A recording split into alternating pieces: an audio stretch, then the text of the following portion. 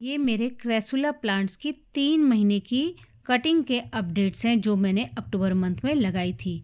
और ये मुझे क्यों लगानी पड़ी, मेरा प्लांट कैसे रूट रॉट हुआ, ये सारी कहानी पूरे साल भर की जर्नी, लगभग 1 ईयर की जर्नी आपके साथ शेयर करूँगी। तो देखिए मेरे प्लांट के साथ क्या-क्या हुआ। तो चलिए शुरू करते हैं। Hi and welcome to my channel अर्थ द फ्लेवर्स ऑफ लाइफ। तो कहानी कुछ इस तरह से शुरू होती है।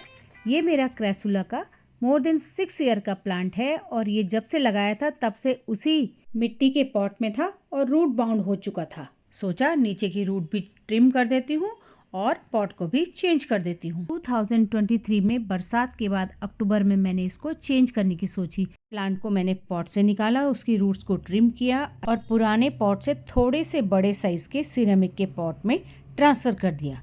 जब मैंने इसको रिपॉट किया था तो पॉटिंग मिक्स कुछ इस तरीके से बनाया था। इस मिक्सचर में मैंने गार्डन सॉयल, सैंड, नीम की खली, कुछ छोटे छोटे पेबल्स मिक्स करके एक अच्छा सा मिक्सर इसके लिए बनाया। लेकिन नीम की खली होने के बावजूद भी इस मिक्सचर में मैंने साफ फंजीसाइड ऐड नहीं किया और इसको मैंने लगा दिया।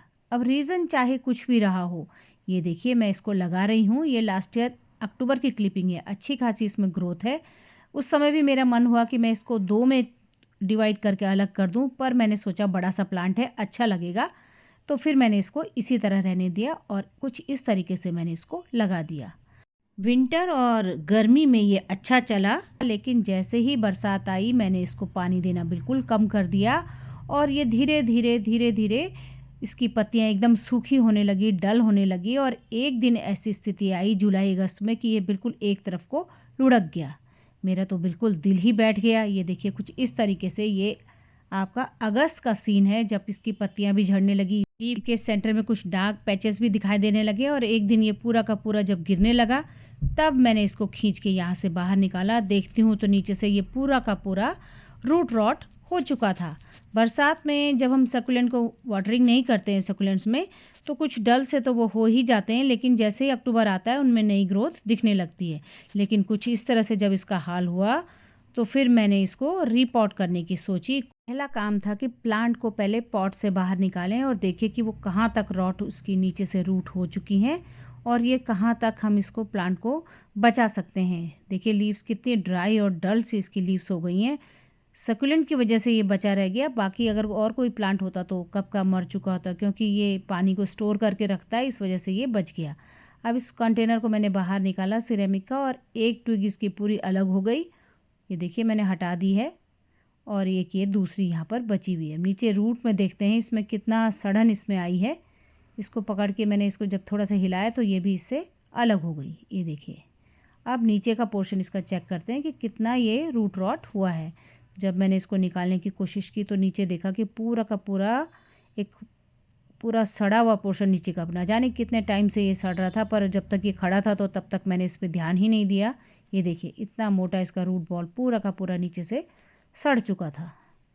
तो अगर हम थोड़ी सी नेग्लिजेंस दिखाएं तो इस तरह से कुछ सकुलेंट का हाल हो जाता है। सालों की मेहनत कुछ ही दिनों में ख़त्म हो जाती है। कितनी सारी चींटियाँ और छोटे छोटे कीड़े मकोड़े यहाँ पर घूम रहे थे। सकुलेंट को बरसात में बचाना बहुत ही मुश्किल होता है। अब नीचे से मैंने इसमें कट लगा दिया। ये देखिए ट्रांसपेरेंट इसमें हो रखा है होल, और जहाँ तक इसका क्लीन ग्रीन नहीं आया तब तक मैंने इसको हटा के रखा, काटती गई और लास्ट में मैंने इसमें लगाकर इसको कट करके जितना भी इन्फेक्टेड पोर्शन था हटा दिया और नीचे सब में मैंने साफ फंजीसाइड लगा के 3-3 दिन तक छोड़ दिया। 3 दिन बाद मैंने इसका पॉटिंग मिक्स तैयार किया। अभी देखिए लीव्स में बिल्कुल भी जान नहीं लग रही है। अब इसको हम अच्छे पॉटिंग मिक्स में लगाएंगे। ये पॉटिंग मिक्स बनाने के बाद सबसे पहले जो सकुलेंट का पॉटिंग मिक्स हम बनाते हैं वो मैंने बनाया और ढेर सारा फंजीसाइड मैंने इसमें डाल दिया, ताकि शॉर्ट होने का जो भी रीज़न रहा हो, चाहे वो फंगल अटैक हो या कोई और कारण हो, अगर थोड़ा सा भी ट्विग में बचा रह गया हो तो इस फंजीसाइड की वजह से सारा का सारा ख़त्म हो जाए। मिट्टी पूरी हटा दी, नई मिट्टी इसकी पूरी तैयार की और थोड़ी सी बोन मील इसमें मैंने डाल दी है। अब इस मिक्सचर को अच्छी तरह से मिक्स करके हम पॉट्स में भर देंगे और उसके बाद एक एक करके हम इसमें अपने प्लांट को लगाते जाएंगे। अब आपका कोई इतना पुराना प्लांट ख़राब होता है तो दुख तो होता ही है, लेकिन अगर आप उसे बचा पाएँ तो साथ में खुशी भी होती है। कटिंग से मेरे बहुत सारे प्लांट बन गए, लेकिन वो मैच्योर प्लांट तो अब ये नहीं रहा। पर खैर कोई बात नहीं, बच गया वही गनीमत है। क्रेसुला ओवाटा को लकी प्लांट भी कहा जाता है और कुछ लोग इसे कुबेराक्षी के नाम से भी जानते हैं। ऐसा कहा जाता है कि धन और सुख समृद्धि के लिए इसको घर के एंट्रेंस डोर के उत्तर दिशा में इसको लगाना चाहिए। प्लांट तो जब खुशियाँ देते हैं तो हर तरह से हर प्लांट शुभ ही माना जाता है।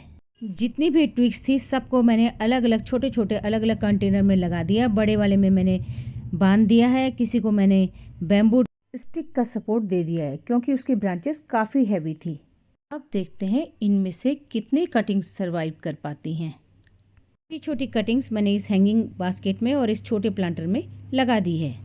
कटिंग के बाद साफ फंजीसाइड लगाने के बाद भी मैंने इनको 3 दिन रखा था और वाटरिंग करने के लिए भी मैं इनको रीपॉट करने के 3 दिन बाद वाटरिंग करूँगी क्योंकि सॉइल में भी थोड़ा सा मॉइस्चर रहता है, तो उसके बाद मैं इसमें वाटरिंग करूँगी। अब ये अपडेट है आफ्टर 3 मंथ्स। देखिए नई ग्रोथ भी इसमें आ गई है। मैं इसको निकालने की कोशिश कर रही थी पर इसकी जो ब्रांचेस है वो नीचे की तरफ झुकी हुई थी, तो मैंने इसको निकालना ठीक नहीं समझा। बाकी प्लांट्स में भी मैं आपको इसका अपडेट देती हूँ कि इसमें ग्रोथ कैसी है। देखिए इसमें 3-4 नई छोटी छोटी नीचे से बर्ड्स निकल के आ रही हैं, ब्रांचेस निकलेंगी। और ये देखिए ये सारे जितने भी प्लांट हैं इनमें आपको दिख रहा होगा छोटे छोटे वीड्स भी आ गए हैं, तो और नई ग्रोथ भी इसमें दिख रही है।